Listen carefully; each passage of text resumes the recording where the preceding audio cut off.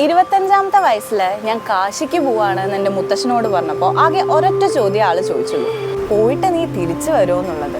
വാരണാസി പോയിട്ട് അവിടെയുള്ള എല്ലാം എക്സ്പീരിയൻസ് ചെയ്തതിന് ശേഷമാണ് ആ ചോദ്യത്തിൻ്റെ ഡെപ്ത് എനിക്ക് മനസ്സിലായത്. ഇപ്പം ഞാനിവിടെ ഇരിക്കുന്നുണ്ടെങ്കിലും എൻ്റെ മനസ്സ് സ്റ്റിൽ അവിടെ തന്നെയാണ്. 2 ദിവസം ട്രെയിനിൽ പോകാനുള്ള ക്ഷമയില്ലാത്തതുകൊണ്ട് ഞാൻ ഫ്ലൈറ്റാണ് ചൂസ് ചെയ്തത്. വാരണാസിയിൽ തന്നെ എയർപോർട്ടുള്ളതുകൊണ്ട് സ്ട്രെയിറ്റ് ആയിട്ട് അങ്ങോട്ട് തന്നെ പോയി.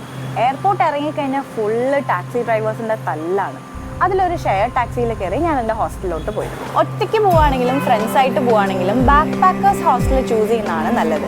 ഒന്ന് ബഡ്ജറ്റ് ഫ്രണ്ട്ലി ആണ്, അതുപോലെ നമ്മളെപ്പോലെ ട്രാവൽ ചെയ്യുന്ന കുറേ ഫെലോ ട്രാവലേഴ്സിനെയും മീറ്റ് ചെയ്യാൻ പറ്റും. കാശിയിലെത്തിയ ഫസ്റ്റ് പോകേണ്ട ഒരു സ്ഥലമുണ്ട്, ശ്രീ കാൽ ഭൈരവ് ടെമ്പിൾ.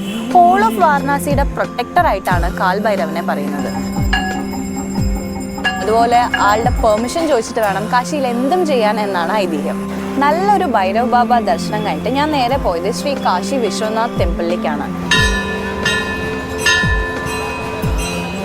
വഴിനീളെ ആയിരക്കണക്കിന് അമ്പലങ്ങളാണുള്ളത്. അതിനെപ്പറ്റി എല്ലാം അറിഞ്ഞു വരണമെങ്കിൽ ഒരു ലൈഫ് ടൈം തന്നെ നമ്മൾ അവിടെ ചെലവഴിക്കണം.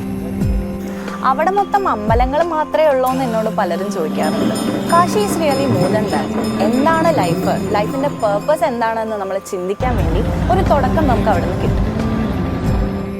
ഇന്ത്യയിൽ ഇത്രയധികം സ്ഥലം ഉണ്ടായിട്ടും വാരണാസിക്ക് എന്തുകൊണ്ടാണ് പോകാൻ തോന്നിയെന്നറിയോ? അത് നമുക്ക് നെക്സ്റ്റ് വീഡിയോയിൽ കാണാം.